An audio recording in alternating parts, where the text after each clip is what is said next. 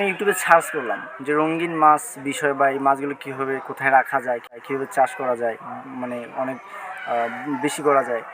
তবে সার্চ দিয়ে আমি একটা ভিডিও পাই, আমি সেইখানে দেখি এই মানে এইভাবে হাউস করছে, সিমেন্টের হাউস করছে, ওইখানে মাছগুলো রাখছে। তা আমিও তখন একটা ছোট্ট হাউস করি, হাউস করে ওইখানে মাছগুলো রাখি। আর বেশ কিছুদিন পর অনেকগুলো মাছ হয়ে যায়।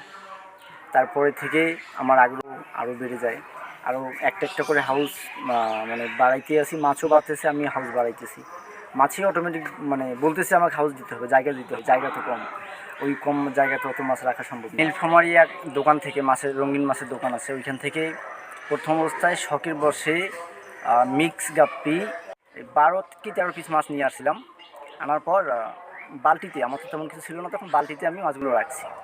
1 মাস পর দেখতেছি আমি মাছগুলো মানে বাচ্চা হয়ে গেছে।